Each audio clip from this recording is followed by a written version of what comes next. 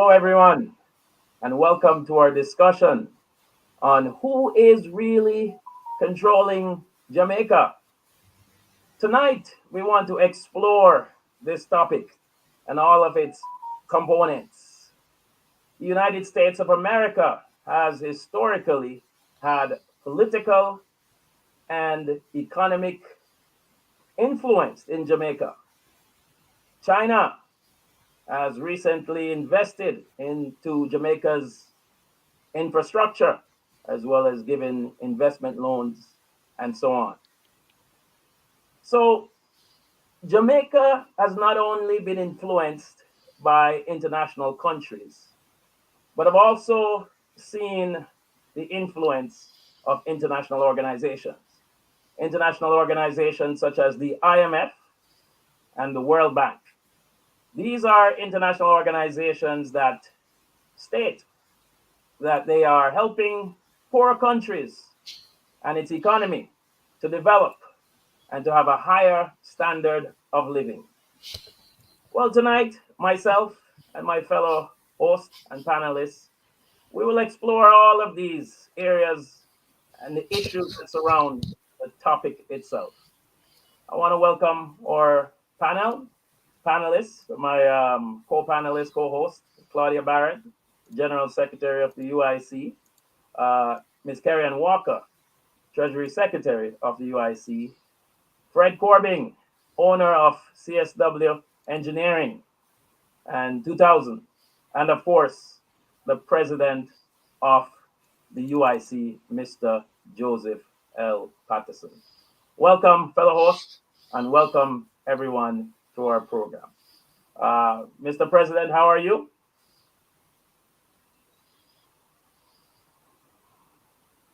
Mr. Patterson. Oh, I'm so sorry, Mr. Nelson. I didn't realize I was on so soon. But Right, no worries. Thank you for having me. It's my pleasure. I'm looking forward to the discussion, and right. I'll be happy to participate.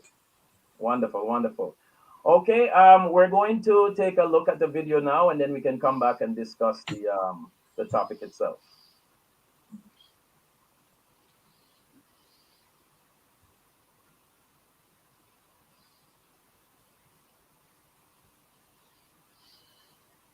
Are we? Do we have the video?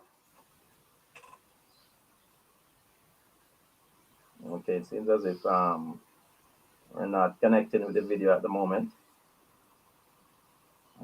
Miss Walker. Okay, so until we can have that together, let us hear a little bit from the panelists and so. Fred Corbin, what what is your take for on tonight's topic? Well, thank you very much, Kevin, and I'd like to welcome all of our viewers once again to the UIC TV and the issues that we discuss with truth, knowledge, and education for Jamaica, and the situation as it stands with regard to the question of who controls Jamaica. I think has a historical context going all the way back to the early 1950s, where we look at the way that Jamaica was influenced following its independence its independence from so-called British colonialism. And what we have to realize is that when Jamaica was ceded from so-called British colonial rule to independence governance, what a lot of people in the Caribbean were not aware of, and a lot of Jamaicans were not aware of, was that the territory of Jamaica itself became a corporation registered with the City of London. So when the question is asked today of who controls Jamaica, we have to take that historical context clearly into focus and understand that as a corporation of the City of London, under British colonial rule, by having a Charter of Independence and Westminster Constitutional Authority running that constitution under Admiralty law, The real controllers of Jamaica are the ones with the gold, and the man with the gold makes the rules. So the simple answer to the question of who controls Jamaica is the cabal in charge of the City of London or the Bank of England. The International Monetary Fund, the United Nations, the World Health Organization, the World Economic Forum, and all the rest of these other non governmental, unelected organizations are only the trimmings around the edge that manipulate Jamaica into what the City of London wants it to do. Uh, Very interesting take. And it's very interesting that you mentioned about these international organizations being the face. Um, Nevertheless, I think it is significant that that we allow our viewers tonight to understand the role that these organizations play within the framework of Jamaica's economic development. I want to welcome Dr. Michael Harvey as well, longstanding member of the UIT. Dr. Harvey, welcome, welcome. Not sure if you're hearing me, but welcome, Dr. Harvey. Right. Okay, so I'm not sure if we have the video to go as yet. Okay, here it is. I think. No. Go ahead. So we're getting ready to play this video.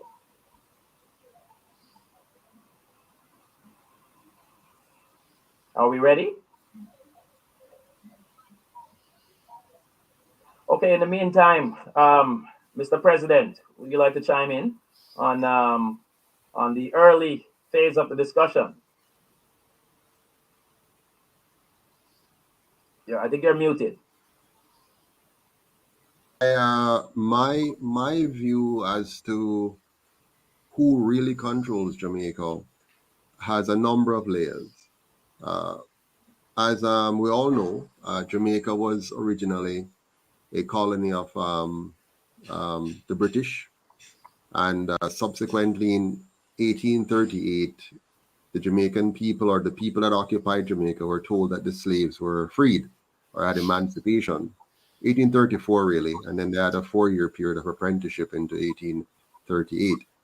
100 years after that, the Jamaican people were told that they now have the right to vote, one man, one vote, in 1944. And then subsequent to 1944, we were told 18 years later in 1962 that we now have independence.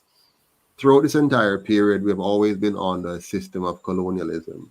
So whether it's very direct control by slave masters and the plantocracy into a semi-indirect situation in 1944 called self-governance, to 1962 independence, where we now said we are independent of the British Crown, but we're going to retain the monarch of England as our head of state and have a representative called a Governor General. And we are going to be responsible for ourselves, but still having a relationship with the Crown through the head of state. And that has continued now to today. In that process, if you look at how our politics has evolved, you'd have noticed that every time the indigenous people of Jamaica tried to govern themselves, certain elites stepped in and took control of the situation. So in the 1940s, those elites were the plantocracies here in Jamaica, those who were aligned with the crown but have business interests here, control most of the estates and plantations, control the economy on a day-to-day basis, and of course, paying homage to the crown in the process.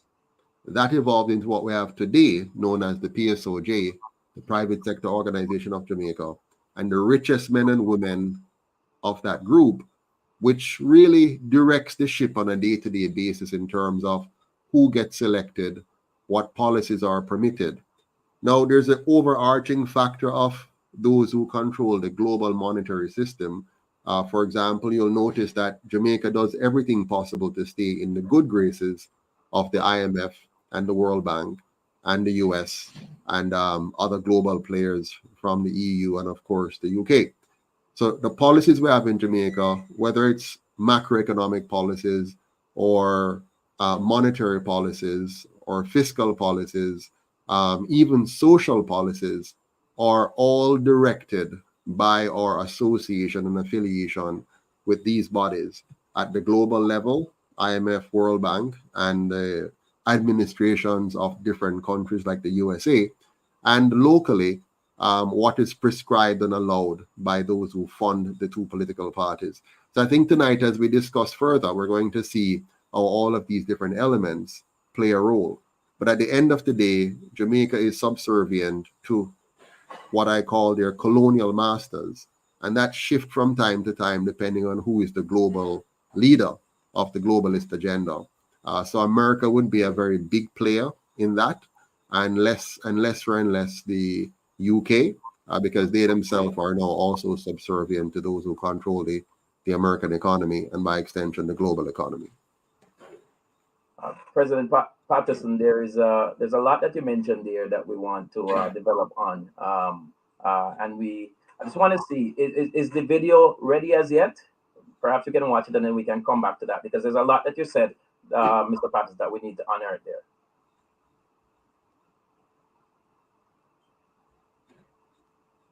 Just checking if the video is ready. If not, then we can continue the discussion. Okay, so perhaps we can continue. Yeah, Mr. Patterson. So it's. Let me see if the video there. Are we playing it? Yes, Mr. Patterson. You mentioned President Patterson. You mentioned the. It's interesting that you touch upon the historical nature of the IMF in terms of its relationship with Jamaica. I want us to paint a picture to the ordinary Jamaicans out there. You started to mention the idea of, I know you mentioned the PSOJ and all of that, but the idea of these seemingly businessmen and business entities. We kind of want to, I would like to, personally, I'd like to paint a picture of the IMF as a business itself. And we know that this was formed, the IMF was formed in the 1940s. You mentioned the 1940s as well. And tell us, Mr. Patterson, in simple terms, the motive for forming the IMF. Well, there's the public motive and then there's the hidden motive in anything, right? So if you read what's on paper, the IMF was really brought into being to create a more stable financial environment globally. That's the public, statement. And of course, it's to ensure that we have, effective balance of trade, currency management, not having any major booms and busts in the global economy. But of course, we have been having major booms and busts in the global economy. But the hidden agenda of the IMF, as far as I'm concerned, is really about manipulating and managing the global economy to serve the interest of a few. It's really a form of dictatorship, which is hidden in financial language and banking language. So you have what Miss Dr. Harb would probably call a cabal, phrases like those. And I like to keep it very simple. So at the end of the day, a group of men and women who think that it is their God-given right to control the rest of us have put in place an institution which allows them to centralize the banking system around the world and to be able to manipulate that to give an outsized advantage to a few people and to, by extension, disenfranchise the rest of the world. It also allows them to weaponize the financial sector of the world against those who don't want to play ball the way they want to play it because they control, all of that. Now, the IMF itself is really a lending part of the process. And in this video that I'm seeing Ms. Walker trying to show us here, you'll hear Mr. Manley explain how he views the IMF as a body which really grabs the third world countries by the throat by giving them loans under very restrictive conditions, which oftentimes lead to the country becoming weaker in the process while becoming more and more dependent on the IMF for financing to get out of the hole. But if we're going to understand this properly, we need to understand money and banking without even the names of IMF and so on. Just step back and understand. And if you'll bear with me for a second, I'll just share with you something very fundamental to all of this. If one family lives on an island, one island, just one family is on it, a man, a woman, and they have 3 children, there's no need for government.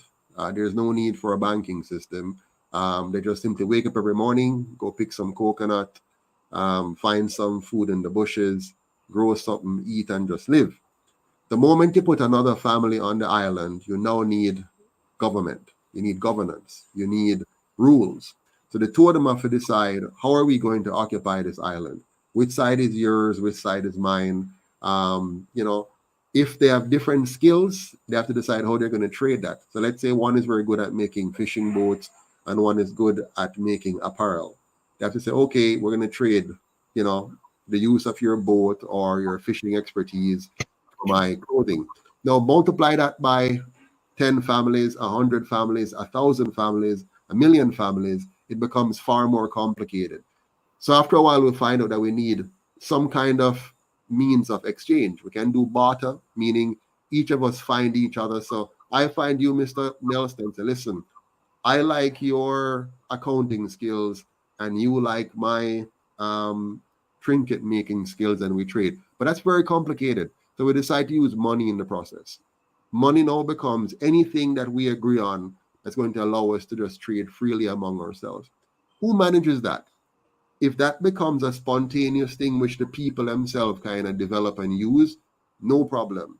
Or you get a middleman in the process called government that decides to manage it.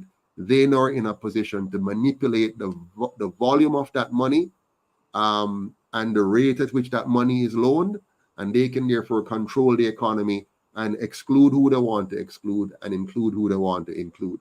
And thus, government can become a very corrupting influence if it is not designed properly. I'll pause there for now but that is the fundamental. And you're going to take that on a global level now and see how, for some people, it's in their best interest if they can get the laws and regulations of a country and even the world to be so structured that when that plays out, it automatically enriches them and automatically impoverishes the majority.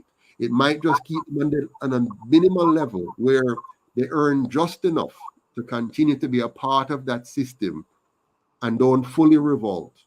Or it becomes so excessive that they revolt and cut off the neck of the king or the queen, like what happened in France. I like that take on the complexity of human relationships, and just tying that in with the idea of a motive and so forth for the IMF being set up and so on. So, from what I'm understanding from some of the things that you say, a global organization with the guise of global economic goodwill, and with that, tying that into the human aspects and the human nature, corruption can arise. And you mentioned also that that corruption, it's a word that Jamaicans know all too very well, that corruption can tie into local and national government.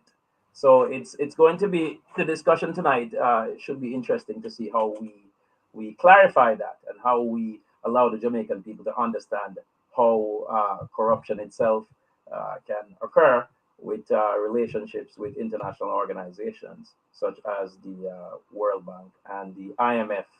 I'm not sure if we're ready for the video as yet. But in the meantime, Dr. Harvey, you want to chime in? We're not hearing you. Yes. Yeah.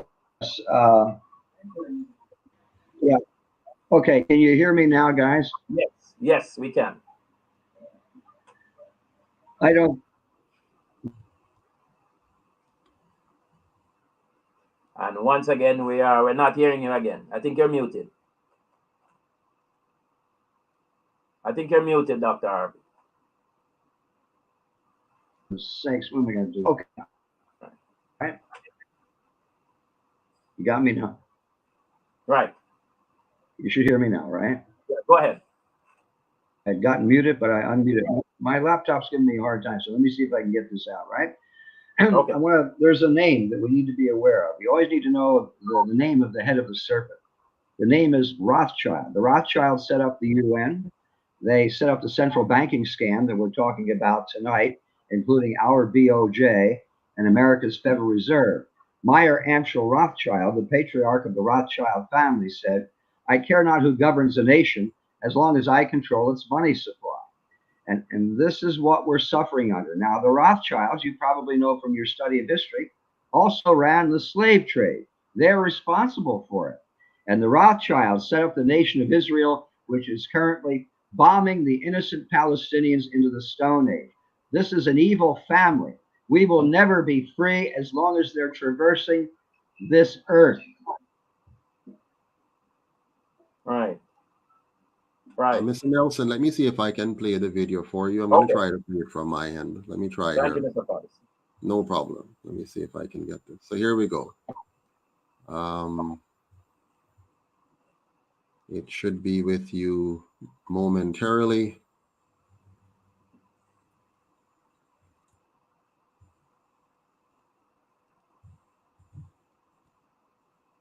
To go back to history to understand the International Monetary Fund.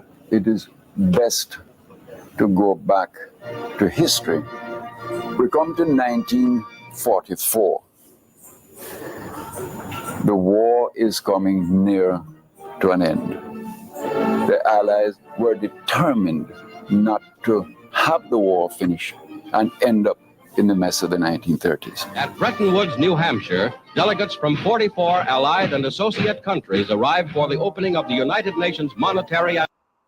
When he spoke about the 1930s, what he's referring to is the crash of the 1929, where, you know, the financial markets crashed in the US, and people were really suffering from severe inflation, food shortages, and all kind of stuff like that. So he's speaking that it's also an outgrowth as well of the Second World War as well, and the implications of that. We continue here. And financial conference. The key institution set up was the International Monetary Fund. And the purpose of the fund was to have a bank they could turn to for short-term borrowing to serve the short-term trading interests of the winners of the war. United States Treasury Secretary Morgenthau heads the American delegation. To be discussed are plans for the stabilization of world currencies. Same time, they set up the World Bank to provide capital for the rebuilding of Europe. You have to remember what we now know as the Third World didn't exist. There were a few major powers, each of which had a large empire. We had no voice, we had no presence, we just were part of somebody else's power structure. You ask whose interest? Ask the question, who set it up? America found that when they became free, they soon were in every kind of financial problem because they didn't have the economic strength to, shall we say, make it on their own.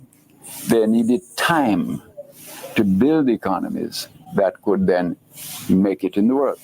When you see, can I just interrupt that, Mr. Chair? So the assumption he has made here is that when the former colonies like Jamaica were made free, they didn't have the economic wherewithal to make it on their own. That's really a false assumption, because these economies were not free. They were still colonized economies, but the burden of the responsibilities of the state was turned over to the locals, so to speak, while the wealth of the nation, which was extracted, and those that were left to be extracted, were still in the hands of a few on the island, and a few off the island, of course, was a part of the bigger system. So it's not like we couldn't make it on our own. we were not, we were lacking in human capital in that most of our people were uneducated or undereducated. Our leaders were mostly colonial leaders, meaning their mindset were colonials. They went to England, they went to England school, they learned England's way of that the way England wants them to think. So for example, Norman Manley was a Rhodes Scholar and taught law and was taught law in the UK. Bustamante was a tremendous lover of the monarchy and would, admire everything and anything about the UK. So they would try to mimic them in how they developed the country. Smarter leaders, and there are only a few of them at the time, would know that you don't want to mimic your former colonial masters.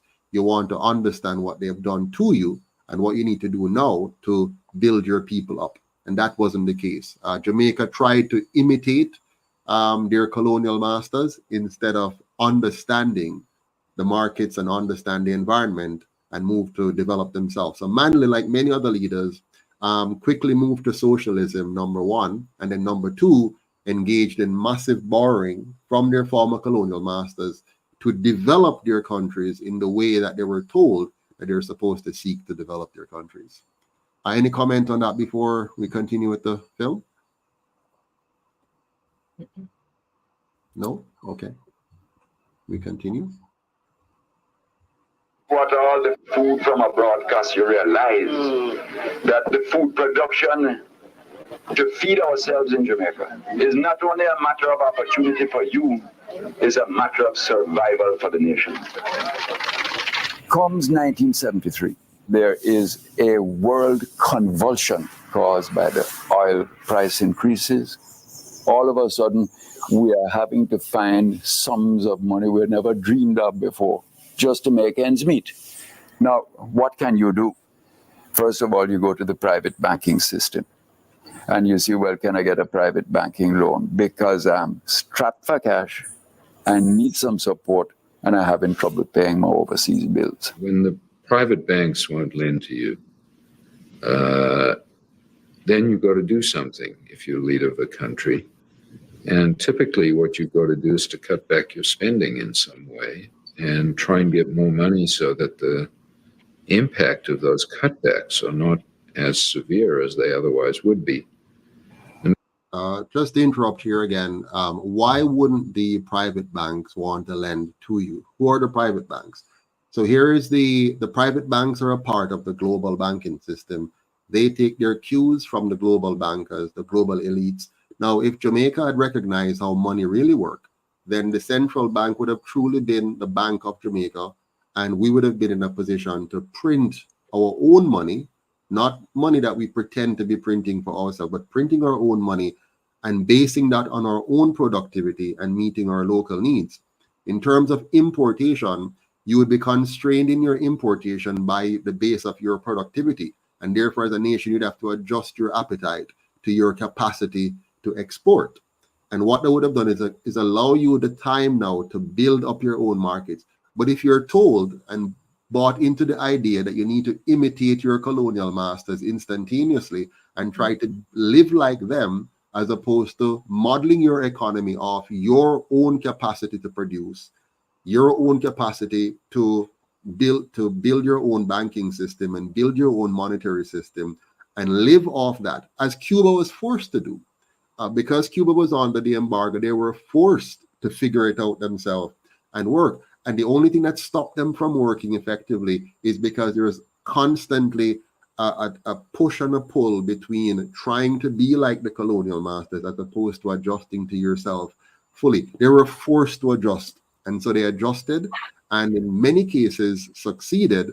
And the problem with Cuba is that they continued to be communistic, meaning believing that government must dictate your life. If they had moved away from that and then did all the other things they were trying to do, become self-reliant in their agriculture, in their own energy production, in their own manufacturing, they would have been even much better today. But they stuck with the socialistic, communistic ideals, which robbed you of individual property rights. And once you lose individual property rights, your productivity is always going to be challenged because you're not motivated properly.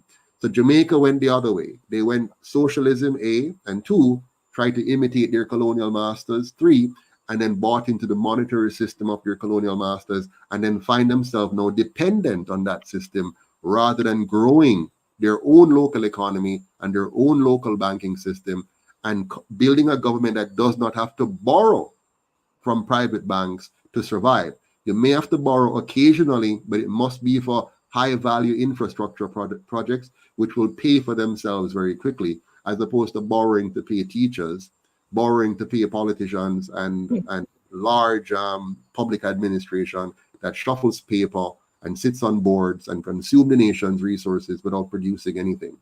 But let's go back to Mr. Mann. Yes, Sir, go ahead. just Yes. can you tell us what the consequences of all this interference from the or at least interaction with the IMF has on the Jamaican population today? Because it seems to be a very big impact throughout the world. I was watching a video on Africa and how it devastated Africa. So how has it impacted? I recall also in college, we were told to watch a video, Jamaica in Debt, and how all this ties into the devastation of the banana crops, because then the Jamaican government was compelled to take products from the USA as opposed to supporting their farmers, etc. So what has been the consequence up to today as a result of all this borrowing and conditions attached to the borrowing?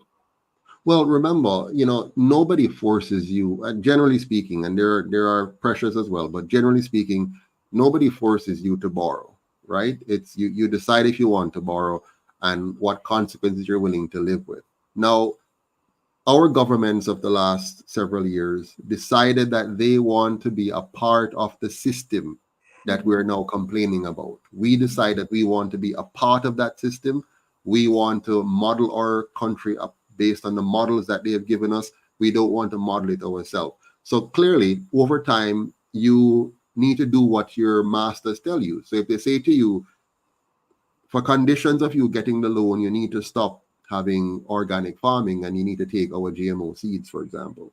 And then you need to buy into our fertilization. So you stop using your organic fertilizers. You need to now start using imported fertilizers that are more expensive. You need to open your markets up to producers who have greater economies of scales and are highly subsidized by their government that has a an outsized economic advantage because they have a reserve currency that has been mandated on the world. So now you are trying to compete with them, opening your markets, but not having the capacity to compete. And you buy into now the idea of watering down your agricultural sector. So it becomes, a fast-paced production system where you produce fast and quick, right? But you're now depleting the quality of what you're producing because you're now doing it using artificial fertilizer, genetically modified seeds, and you're now building cancerous things into your own society, not realizing that you're not winning, but you think you're winning in the short term. You think you're getting ahead because your lenders are even giving you grants. They even give you free seeds, and we love freeness. So our governments bought into that model. And so we get the free seeds and we get the initial free fertilizers, and our farmers are glad and happy for it because they see how quick it grow, how nice it look. And then now, the importation now of those products are cheaper than what they can produce, even with the fast fertilizer and whatever. And so now they're compromised because they can't compete anymore with these imported. And the people at home are suffering. So they are going to buy the cheaper carrots that is imported and the expensive carrot produced here. That's just normal economics, and I can't blame them. Don't blame the people. The people are going to do what they think is best to just survive. And if our government in our schools didn't teach us so that we would have a resilient mind, would have an understanding of what the game that our enemies are playing, we might want to mute mute yourself, Mrs. Hogarth. You're coming through with your private convo. So our people didn't go to school and learn what is really happening to us. So because we don't know what's happening to us, we just make our basic day-to-day decision. And we'll go buy the imported onion, we'll buy the imported tomato, we'll buy anything. And I'm not blaming us because we don't know. We don't know. And why would you go and buy the expensive one when you're trying to make ends meet, unless you were highly intelligent, highly trained to understand the consequences and realize that for the short-term gains economically, you will have long-term health pains, for example, and know that trade-off. So we can't blame the people. So the bottom line is, Miss Walker, our governments, our leaders led us there. I know they like for us to blame the IMF. The IMF, Mm. the IMF is like a gang, a cartel, right? It's like if you're in a community, we have gangs in Jamaica. Our job is to get rid of the gangs. Yeah, if we're going to run our country right, our job is to figure out how do we have a police system that is going to help us to track down and eliminate the gangs. Why do we want to join the gangs globally? So if we join globally and join with the gangs, then we're going to get the result of joining with the gangs. Locally, our politicians joined with the gangs, and they themselves helped to create gangs in our communities and garrison communities. And they gave government contracts to dons, and the dons became powerful to the point where the dons started to control the politicians. So once you play those games, you're going to get the natural consequences. And what we're seeing economically in Jamaica and around the world, in the Caribbean, we're getting the results of the games that our leaders have played with our lives, and so on. But I think I should stop there. So we're seeing we have spoke on the IMF as an organization and similar organizations as these as having a motive, being a business itself. And if when you're a business, you have your interests in profit. We mentioned that they have a shadow of a global economic goodwill that can be rife with corruption and so forth. And from the video, we heard the speaker mention that we're moving into somebody else's power interest. So essentially speaking, Mr. President, and anybody else can chime in, what we're technically saying to the Jamaican people, a word that is very familiar to them, we are still having that spirit of slavery, as you mentioned, Mr. Patterson, from the colonial masters. It is in essence, you mentioned that technically we can't fully blame them because they themselves do not know. One comment that just came in from your occupational therapy coach says, "Thanks for educating the people." And isn't this what it's all about, Mr. Patterson? Educating the Jamaican people so that they can have the knowledge and the understanding how to make truthful and proper decisions. Claudette, you want to chime in? All right. So the one thing I can remember, which me can't get past, is when we were told that trying to find the word, but when the dollar was sliding and they said that it is good for the country, and I see politicians buying into it. I mean, say how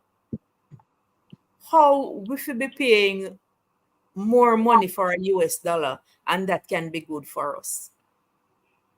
So as much as I did not know all of which is explaining now,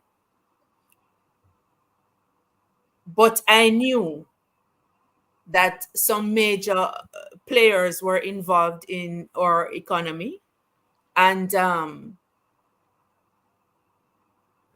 just wasn't good for us. Can I, for a moment here, just comment on the exchange rate issue, Mr. I'm going to call it Mr. Chairman for simplicity. Can I comment on the exchange rate issue? And I hope others will jump in as well. When it comes on to exchange rate, people have this huge misunderstanding. It's nothing magical. It's very simple. Your nation's exchange rate, except when it's being manipulated by other forces, is generally based on your ability to produce relative to what you import. So Jamaica's case, for example, we generally import 3 times what we export, generally, give or take. So we earn importation dollars of, let's say, $33, and we export, sorry, and we need to buy things from other people about $100. So we have to spend $100 to buy things from other people, and we only export to other people where they pay us $33. Now, if you're importing far more than you're exporting, there will be an imbalance in trade, and the value of your dollar will go down. So the more you have to import from other people, and the less you're able to import an equal value to them or anybody else, your value, your dollar is going to drop. So Jamaica's dollar is a reflection normally of the productivity of its people.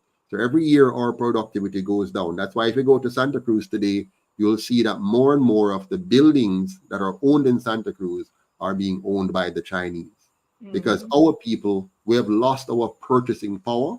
We as a people are becoming poorer and poorer in Jamaica, even if we're living roughly in a way that seems sort of okay. Like you'll see a lady going to the bank to work and she has on a nice high heel, she has on stocking. Her clothes look good, her nails are good, her hair is good, and she look nice and fancy. But the truth is, if you go check out her house, she's living a fairly meager existence in general terms. Very meager at home, but she put on the best outside. My mother, for example, as a single mother with 3 children, when you see her step out of the house, she look immaculate, she look wicked.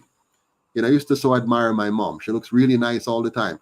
But if you come and look at her house, we now want to look at one room, literally, like I mean, about 10 feet by 10 feet room, 1 door and 2 window on it, and you have 1 bed and so on. And we live in a little square in the middle, and we eat cornmeal and callaloo most days for dinner. You know, so we were living a meager life, but my mother said you must go out and look good. You must look good when you step out of the house. So we look okay, but we're suffering, generally speaking. Now, that happens right across Jamaica. Many people look good on the outside, but they're struggling and suffering at home. There are some people who are augmenting their income. For example, there are some young ladies and young men today who have their day job and then do a side hustle. The side hustle may or may not be very moral. Some are prostituting themselves to make ends meet. And we're talking seriously here now. You understand? There are some people who are augmenting their income by stealing from their employers. So they get their regular salary and they find a way to pay for some of the things that are being sold by the company, and they sell it back and augment their income by that. That's why the men who drive the taxis and the buses, they find a way to keep the gas out of it and sell back the gas or use the gas. If they work in a garage, they find a way to steal parts and sell back the parts and augment their income. So the whole country becomes highly corrupted by this system because people cannot earn a decent income to meet their needs. Why is this? Let me tell you something if you don't understand. Money is not the problem. A bad monetary system is. And what is a bad monetary system? It doesn't mean that it is inherently bad. It is designed badly in order to rip you off. So let's say, for example, you're in an economy where all of us have the same amount of money, $1,000 each. We all have $1,000 to spend. Now, it means whatever goods we're buying in the society, sorry, there are flies on these little night flies with the lights on the patio to start bothering me. But let's say we all have $1,000, in the economy, and that's all we have. Each of us have $1,000. The price of everything will remain static as long as we all just have $1,000 circulating because we're buying the same goods every day, roughly speaking. The price will remain the same. There'll be no increase in prices, no inflation. Now, let's say you have a hurricane that wipe out some of the stock. Let's say all pumpkins were wiped out. Only a few pumpkin farmers were left with some pumpkins. Then the price of pumpkins would go up. You call that natural inflation because you have less pumpkins due to a disaster, and still everybody wants pumpkins. So the price of pumpkin goes up. They call that natural inflation. But let's say a few of us in the economy, no natural inflation, no. A few of us in the economy find a way to go and counterfeit and print some extra money by ourselves. Nobody will know about it. So we go and double our $1,000 and triple our $1,000. We now have more money. You guys don't know about it because you're not seeing exactly what I have. And we now start to spend that money into the economy. Suddenly, the sellers of certain goods realize that the demand for those goods are going up. So they will raise their prices to match Sir, the demand. Yeah. Yes. Yes. can you explain with all that you're saying about what has gone wrong? If you have a clear vision, how does your policy how will your policy make a difference in this regard? How will it affect the Jamaican people and make a change for the positive?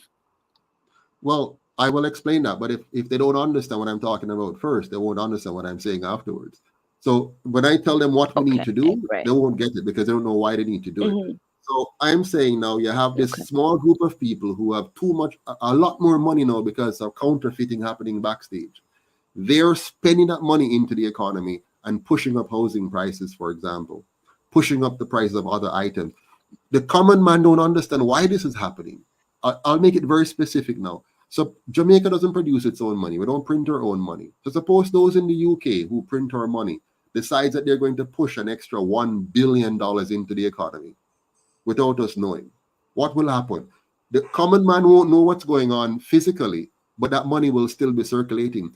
Who will get the benefit of that money? The people who get that $1 billion to spend first, they will get the first benefit. Because when you have money introduced into an economy like that, a piece of the value of everybody else's money declines and moves to those people. So if you had 1,000 today and somebody introduced a fake or counterfeit additional 1,000 in the economy, the value of your 1,000 just halved. You experience that as higher prices. The person who get that money into the system first, he experienced that as unearned wealth. So when your bank is able to lend money into the economy, which it never earned, it gets unearned wealth to itself immediately. And you, the people, know your money has halved or whatever, just dropped. The value has gone down. And you experience it as higher prices while the bank experienced that as multi-billion-dollar profits. The same thing works for the IMF. The same thing works for the central bank in Jamaica. The same thing works for the private banks associated with that system, because they're given the fractional monetary system, fractional system that allows them to lend money into the system that they never earned. It will cost them nothing to earn the money there. But for you to borrow to pay back that money, you have to earn, you have to slave, you have to work. So they're robbing you. They're actually stealing your labor, stealing your time. They're taking time away from your children, time away from your spouse, time away from recreation, time away from your health, because you have to work harder to make back this money, to pay back this money. So when you get a mortgage that should have been for $7 million for a house, because of all of this trickery, the house is now $20 million initial price, plus interest on top of that over the next 30 years. That's 30 years of your life that has been stolen. And it has been stolen from your children and from your family. And that's why you now have a lot of mental problems in our society. Many children left unattended, and the consequences mushroom. What is my solution to that? We must extricate ourselves from that monetary system. We must build our own monetary system, completely separate from that. Do it strategically, do it diplomatically, but separate from it nonetheless, so that you can now allow your citizens to have a dollar which is backed by their productivity, doesn't stray far from the productivity level, so the purchasing power remains static. So you don't have inflation, you don't have deflation, you don't have a bank telling you that they have targeted 3 to 6% of your money to be stolen from you. Your own government saying, we're going to thief 3 to 6% of your money they tell us, they telegraph it. The Bank of Jamaica said every year we're targeting 3 to 6% inflation, which means every year we're going to steal 3 to 6% of your money. It might sometimes be higher than that, 11, 12%. It might be slightly lower, 1 to 2 or 3%. But cumulatively, that's compounding theft. And so they're compounding the amount, them thieving from your money, which is reducing your capacity to exist, increasing the amount of energy and effort you have to put out to earn, and then locking you into longer term mortgages. A house that should have been paid off in 5 years, you're taking 25 and 30 years. Some people in Jamaica never finish building their houses. It's impossible based on what they're earning unless they get into thieving. Now, that's where our local colonial parties benefit now. Because if they can promise you a special kind of corruption, if you join their thing, right? People who join them, people who wear jacket and tie to government offices and so on, who are a part of the corruption. And if they play the game right, when their party win, them get something under the table. There are persons right now who sit in boardrooms. They're getting $100, $200, $300,000 every month for nothing. They're not working for it. They go to board meetings. They've been placed on this board by the government, on that board. And so all of these people are namming out our money. Them are nyam we out. We the workers, while they go and get these government board seats. And they're happy. That's why they'll never say nothing against the government. And if they try to be balanced, I say the same against PNP and GLP, where I am balanced. And they play the game, but they know what they're getting behind the scene. That's why they'll control the media the way it does, because They're going to get something for doing what they do to keep the UIC out of the people's eyes. And it's an entire system, and it's working beautifully for those at the top. And the middlemen, our politicians and the subservients under them, are working in concert without even understanding it. I understand it. You might understand it. Many of them don't even know what they're doing, but they're doing it because they're getting what is called concentrated benefit while the cost is dispersed over all of us. So all of we pay the price generally, while a few of them get the benefit. Go ahead, Mr. Corbin. Just to support what you're saying there, boss, is that the IMF loans that come in to make all of that crookery work, what a lot of people don't realize is that the Caribbean countries who borrow money from the IMF are mandated to repay those loans to the US dollar, not to local currency. Oh. If you are repaying your loans to local currency, the inflation is not there to be stolen. If you're repaying to the US dollar, because the inflation happens as a result of having to pay back the US dollar, that's easier money to be stolen. And that's it. It's usury in its worst form. Absolutely. Yeah. Absolutely. Oh, Now, we can continue with the video whenever you're ready, Mr. Chair. Yeah, sure. Go ahead. Yes. Okay, good. Let me put it back up here for us. Whoops. There we go. And it's at that point that you generally, then you go to do something if you're leader of a country. And typically what you go to do is to cut back your spending in some way and try and get more money so that the impact of those cutbacks are not as severe as they otherwise would be. And it's at that point that you generally come to the IMF. We are not for sale.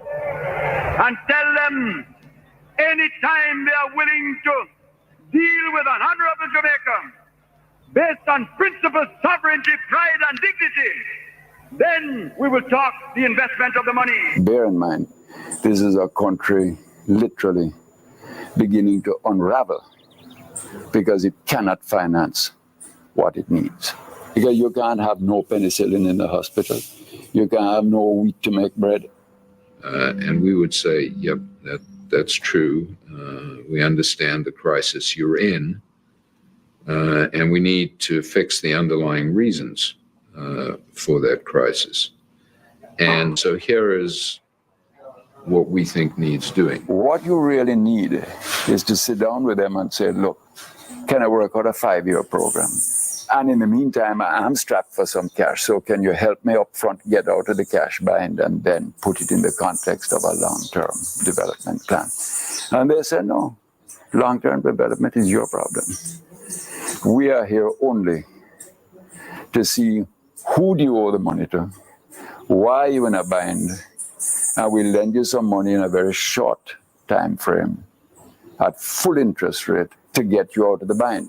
And they then impose upon you tremendous restrictions in what you can spend. And then we reach agreement on a set of measures on the budget, on the exchange rate, on monetary policy, on interest rates, on banks, on maybe privatization, and say, yep, we think this could solve your problem. And you say to them, but if I do it that way, when I finish repaying you, I'm going to be in the bind all over because this can't solve my problem. They said, not our problem.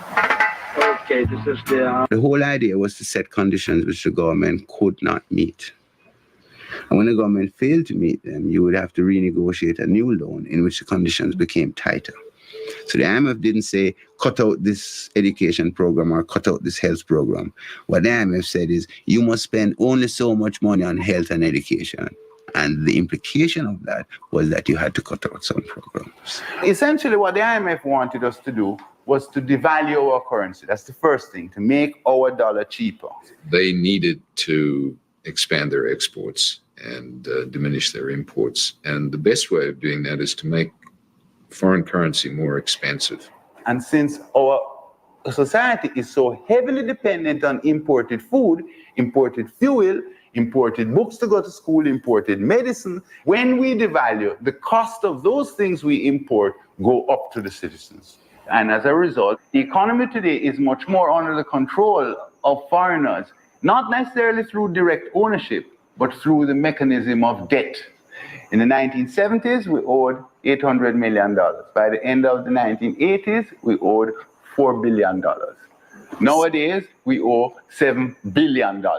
So the debt is rising, and all the time the debt is rising, our capacity to export, to produce, is getting less. In Washington, they just looked at us and said, no.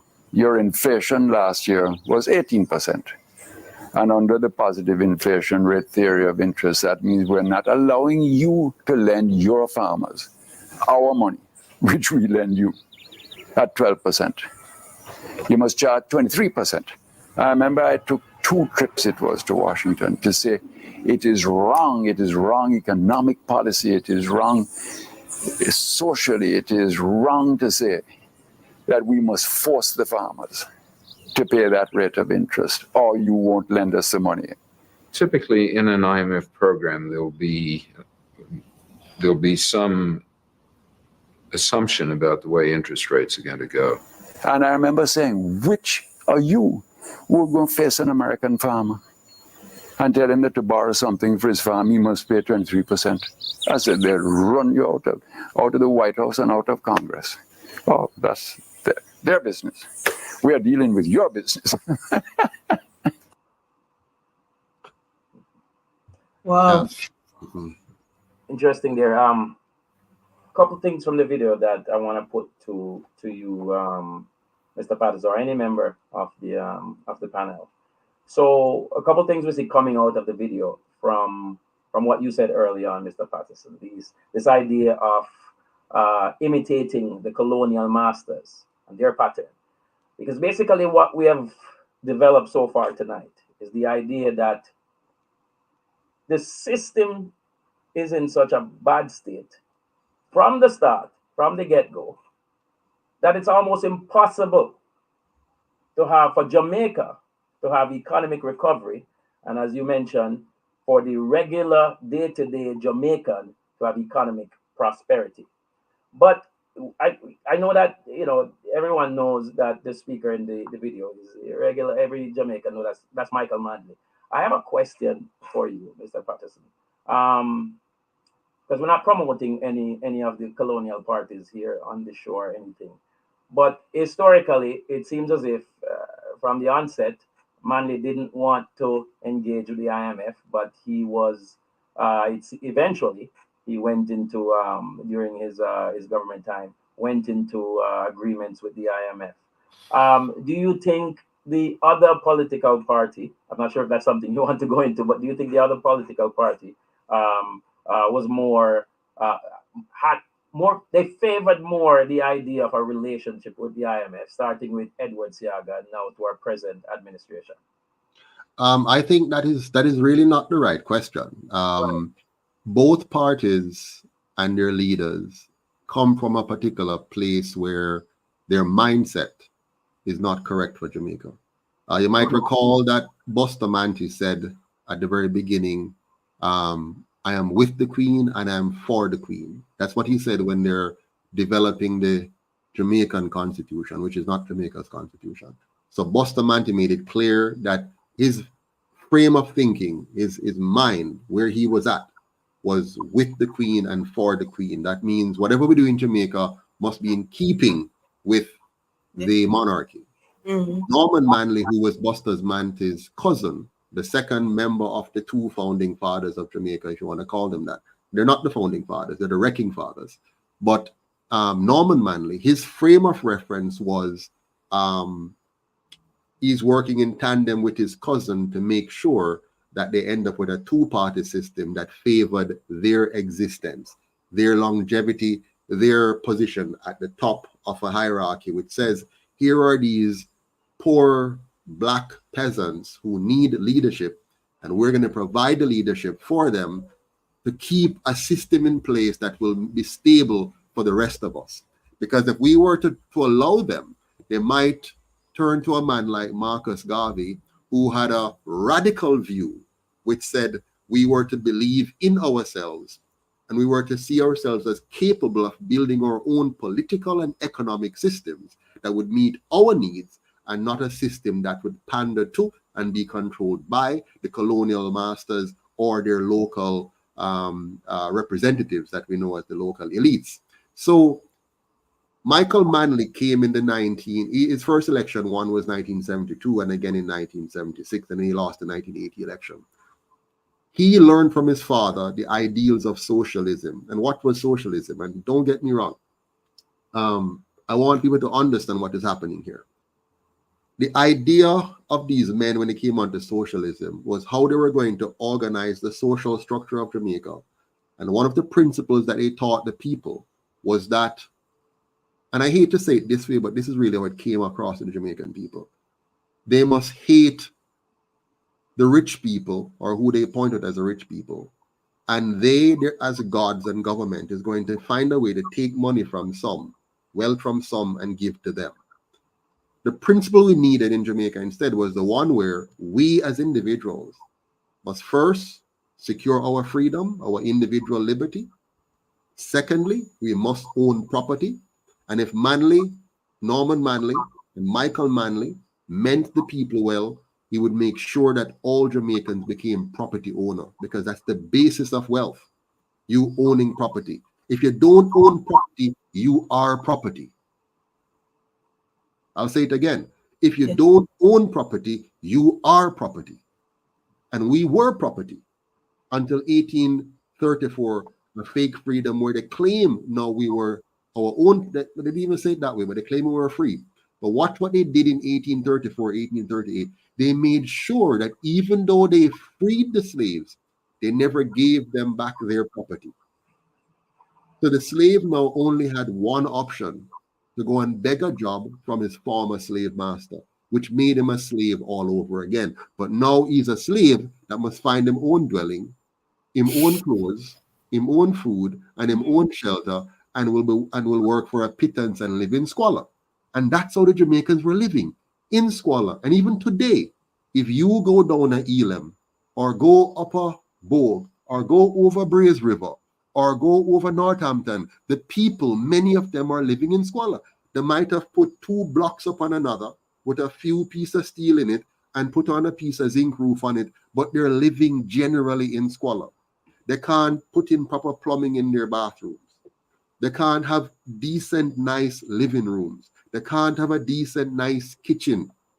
They can't have a decent, nice patio. So they have maintained the people, for the most part, still in a form of slavery, but now it's wage slavery. Now you're on your own fully, and we pretend as if you're in a free and fair economy, but we know that it's heavily stacked against you. And then we send you to school now, and we give you a debilitating education where you don't understand math because we teach it in a way that makes it hard for you to get it.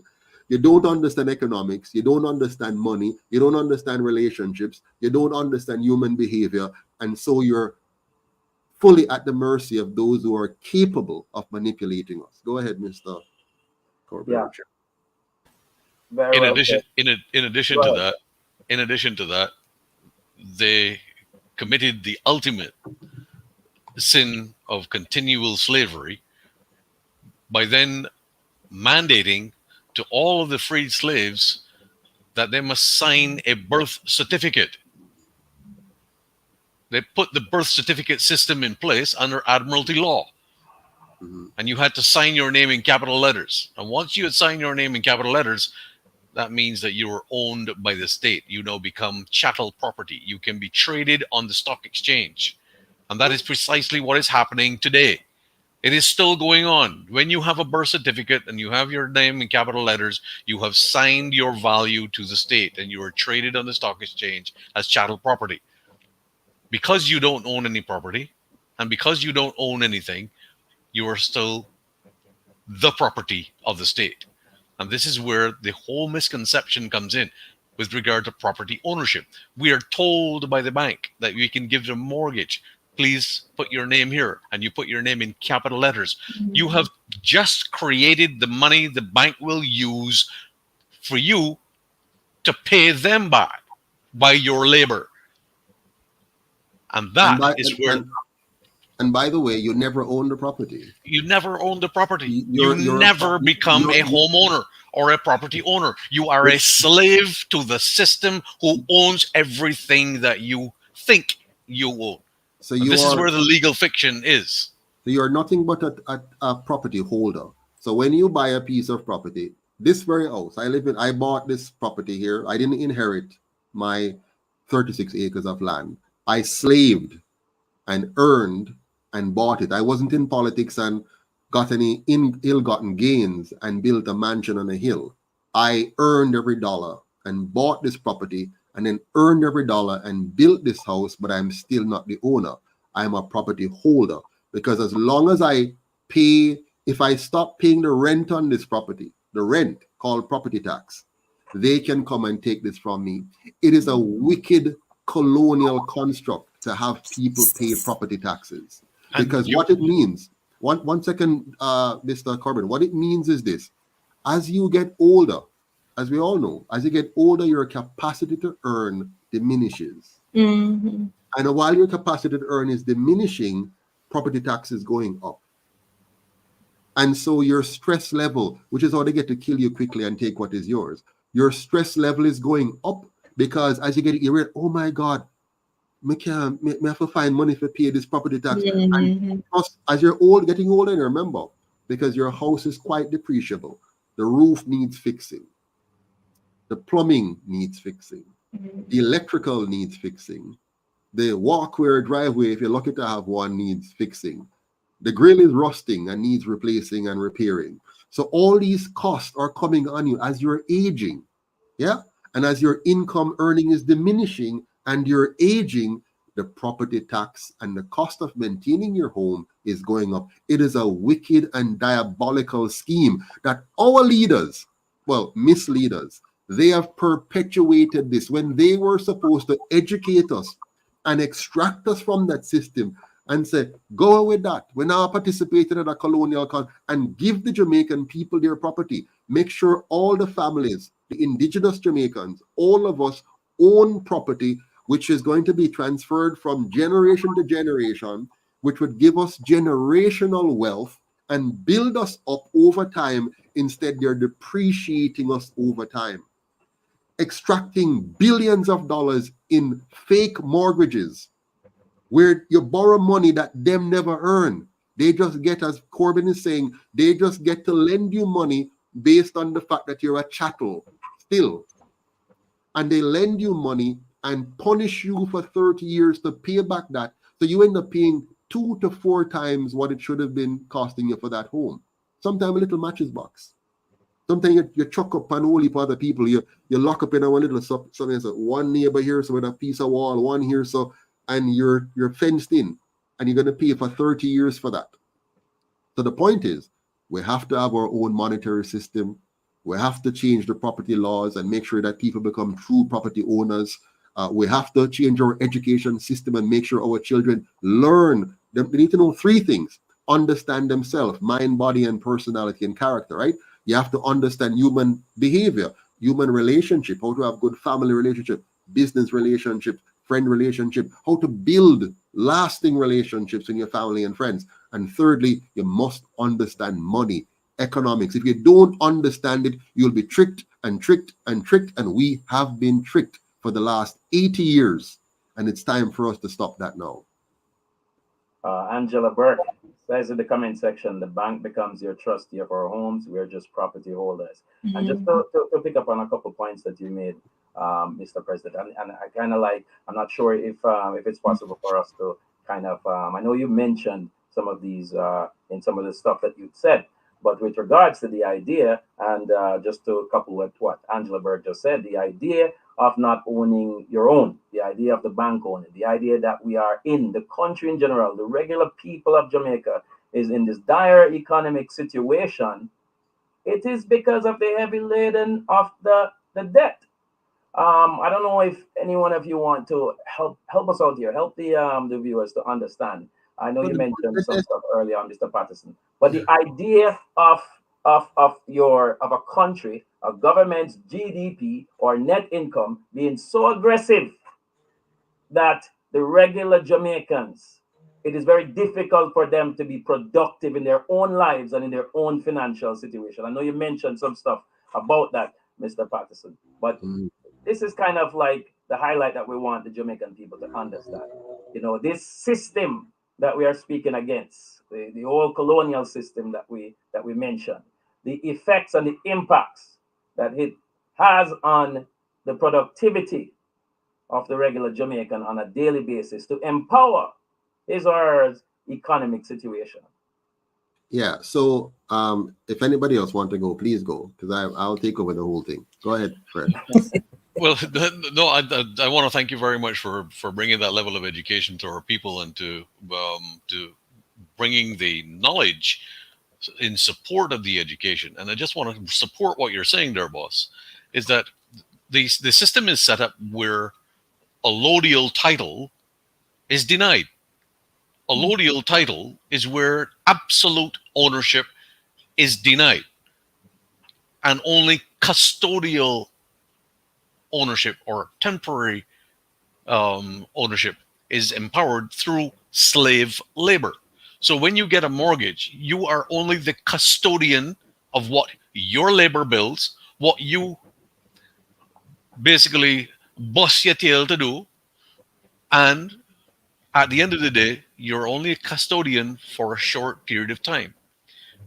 In addition to that, most of the mortgages today mandate that the mortgage holder have a life insurance policy.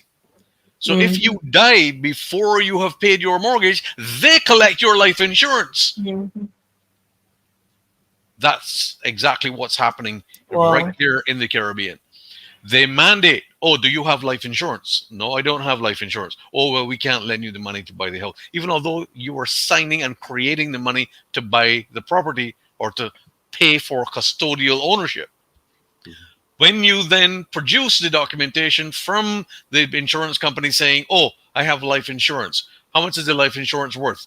The life insurance has to be worth at least 3 times the mortgage value. Why is that? Because if you die before you finish paying your mortgage, they collect not only the value of what you have put in, but the value of what you have signed and created upon creation of the mortgage documents. It is the most criminal system on the planet. And like I said, I've been saying all along, a one Caribbean currency that has a gold-backed standard, which every single Caribbean country can be aligned on the same value, allows full allodial title for every single one of our sovereign nationals in every single territory. I want to comment on 2 things. One is the issue of debt and the impact of debt, and the other is what kind of currency we should have, gold backed or otherwise. So there's some serious things to understand there. First and foremost, normally no government needs to borrow money privately. Normally, you might have an abnormal situation where you need to borrow privately, and this will be the only reason. Either you have a major natural disaster that wipes out your country and you're completely destabilized and you need some help by borrowing money from other countries to be able to rebuild your infrastructure and economy. That's one reason. Major national disaster. Or you see an opportunity that you want to take advantage of very quickly that will boost your productivity and make your nation wealthier. And so you want to borrow monies to be able to buy things external to your economy to be able to do that in an aggressive way and build. That's the only 2 reasons you need to borrow externally. In Jamaica and many other countries, they defy that law and they borrow for any and every reason. So, for example, Jamaica, we borrow money from the private banks in Jamaica, the private interest in Jamaica, and from multinational organizations and banks outside to pay teachers, to pay nurses, to pay politicians, to pay garbage collectors, and so on. None of those things you need to borrow money for. You can print your own money and have your own, if you will, let me call it for simplicity, central bank that produces your money to match the productive work of your people, and you're creating a circular effect. So as government, you're producing the money so that I can buy from you and you can buy from me, and we have this intermediary. So money is just serving an intermediary role. Money doesn't mean anything. Money is only, in a proper economy, money is just an intermediary. It's not valuable. What's valuable is the work I do and the work you do. So if I cut your lawn, that is real work, and you give me money so I can go and buy food from somebody who produces food. So my value of cutting your lawn is there because I did cut your lawn, and the person who produced the food, that value is there because they produced the food, and the money is just an interchange. So if you follow that model, you don't need to borrow money outside your economy or from private banks internally. The only reason why they do it the way they do it now is so the banks can steal from you. Now, when they borrow private money from the local banks or anybody else, or issue bonds or whatever they call it, when they do that, what they're doing is creating a means to give unearned wealth to those other persons. Okay? Because the persons who buy most of the bonds are not ordinary persons like me and you. They're big corporate interests. And so they've created a scheme whereby this debt instrument allows the government to unfairly tax us more to give these entities a reward, unearned reward, which makes them wealthier and makes you poorer. Do you understand? Anybody is shady on that? So Jamaica, Canada, America, England, New Zealand, Africa, none of them needs to be in debt the way we are in debt now. And if they were going to be in debt, it's the way you and I should get into debt. Let's say you want to do a major business. You have figured out something meaningful, very meaningful, that you can add value to society. But you don't have all the money right now to build out that situation.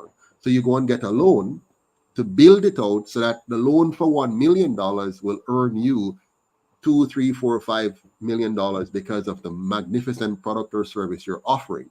So you're multiplying the loan by the productivity value that you're going to push out into society. Okay, that's how you borrow. So when a country does borrow, what should happen when they borrow? Like Jamaica borrowed trillions of dollars, right?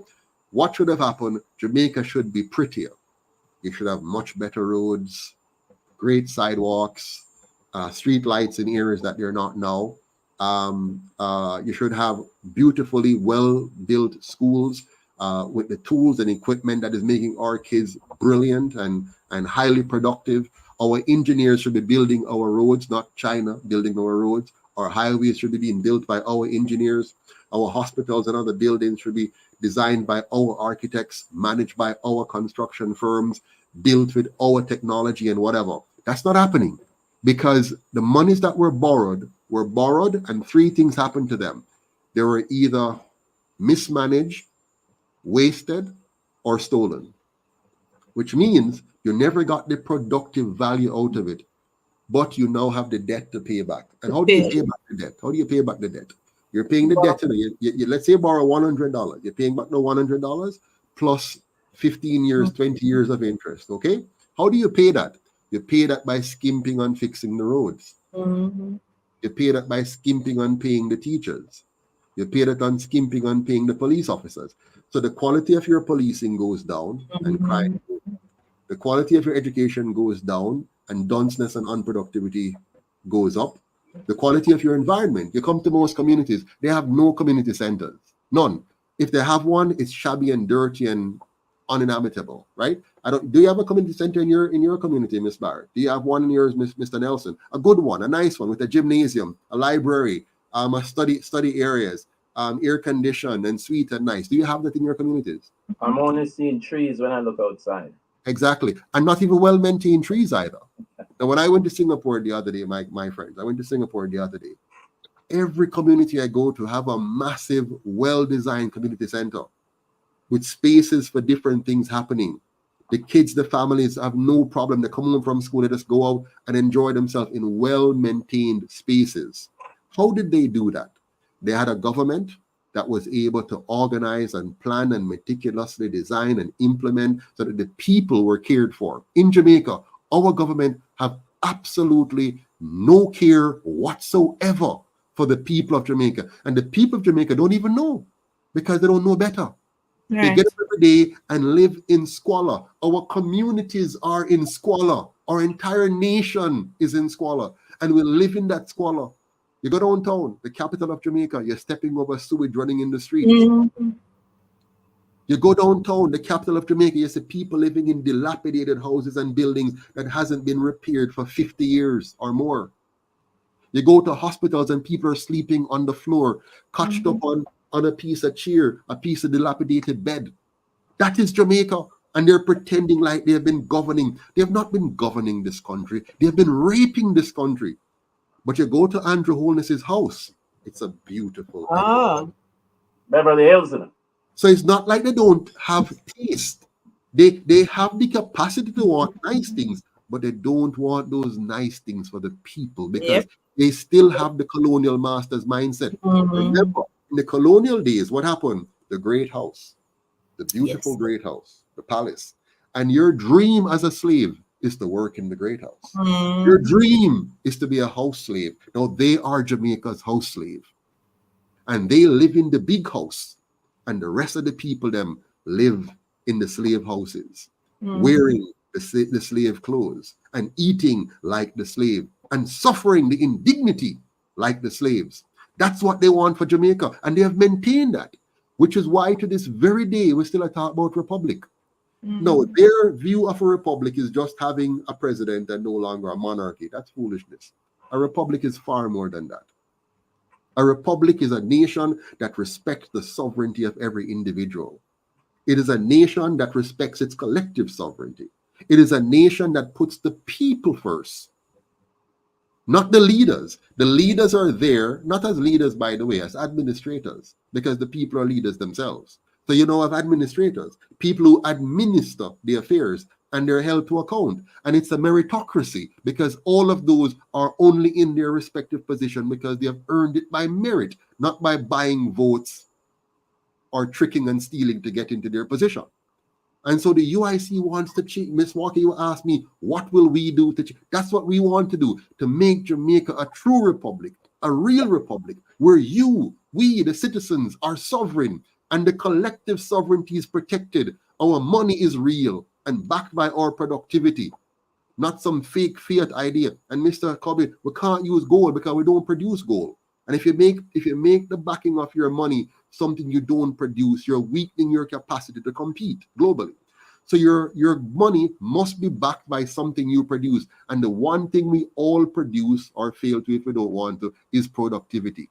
So if you back your money by the productivity of the people, then you'll always have the value of your money reflecting our productivity. Now, I know many people don't know how this works or how to do it.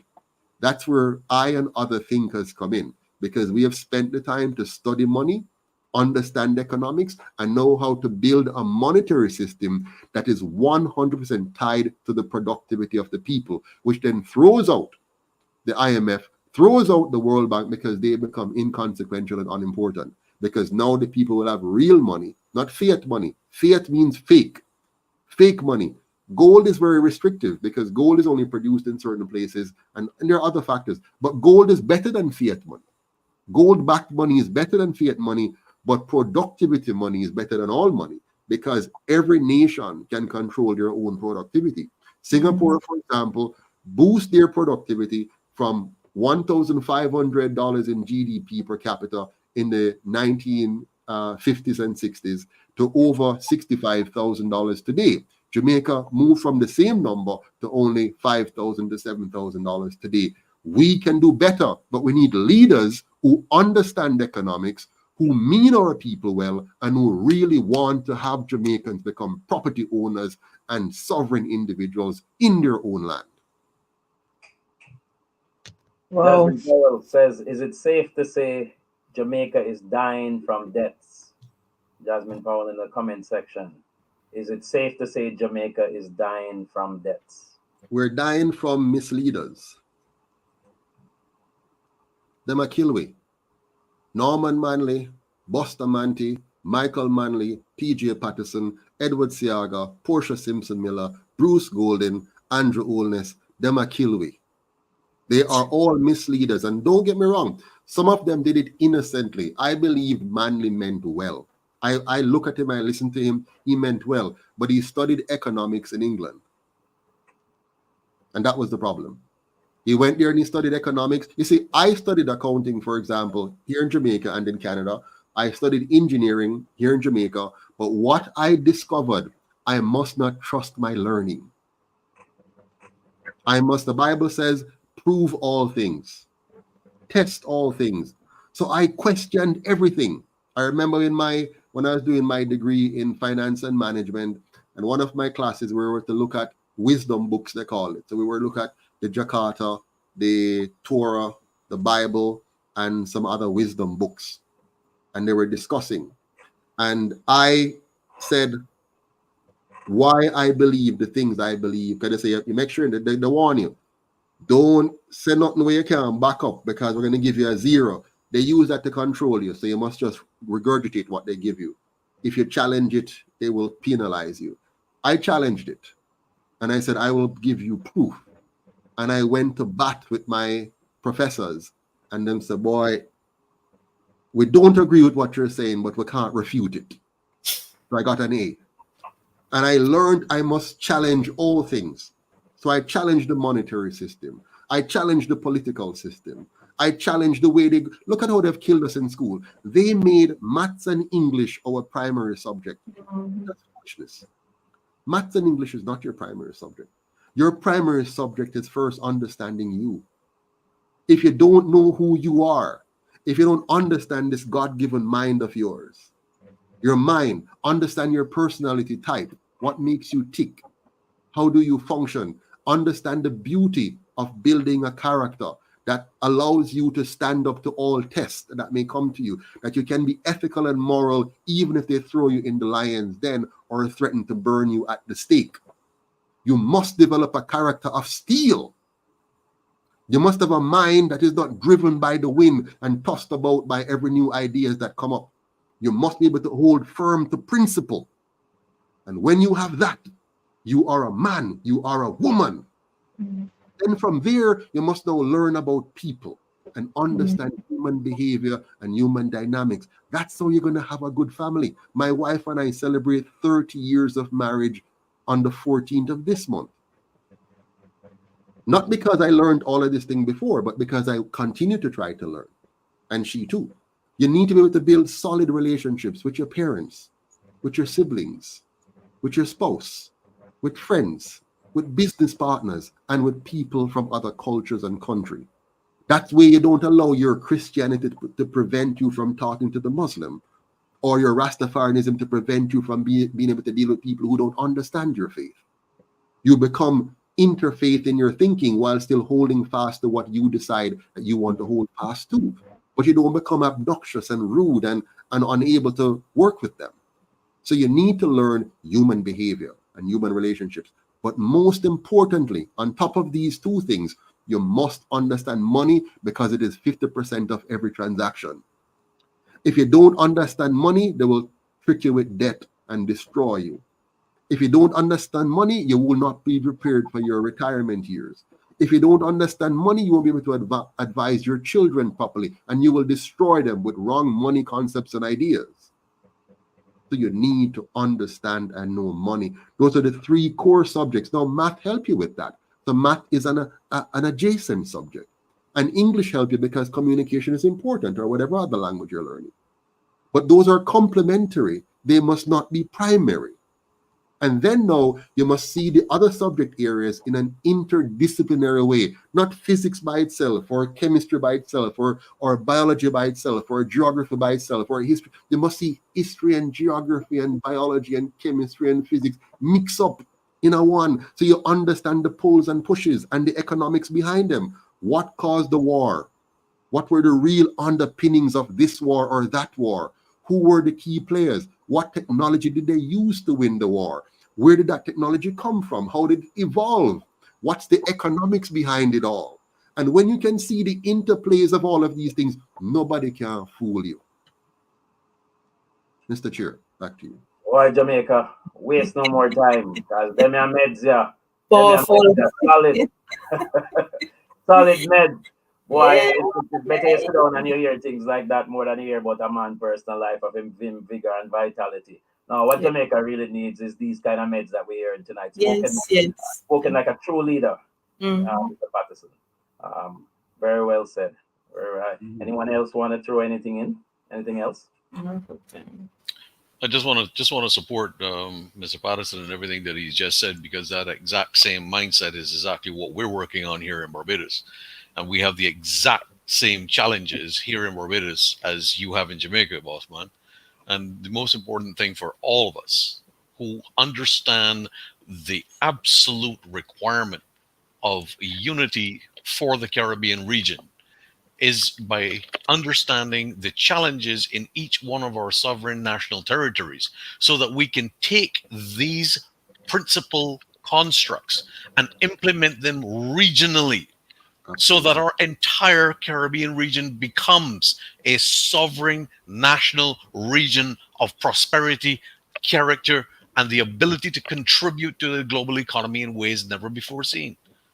Absolutely. That's all I have for this evening. So, and I want to see that extended to Africa and then to the world. Can absolutely. you imagine? We have these fake leaders who have been trying to spread so-called democracy around the world, and those who have also been trying to spread communism around the world. But what we need to spread around the world is the appreciation for individual sovereignty and our collective sovereignty. We want to spread around the world the idea that every man is supposed to be free, every woman is supposed to be free, and that government is not our God. No. Government is not our parent. We're not its children. Government is a facilitator. Government must provide public goods and services so we can provide for ourselves the private goods and services we need. When government does its role well, here's what happened. You have a safe environment where your life is protected from scoundrels who want to use force and fraud to deny you of your life. Your liberty is protected from scoundrels who want to deny you of your liberty and your freedom to choose what is best for you and your family. Where scoundrels are denied the opportunity to steal your property.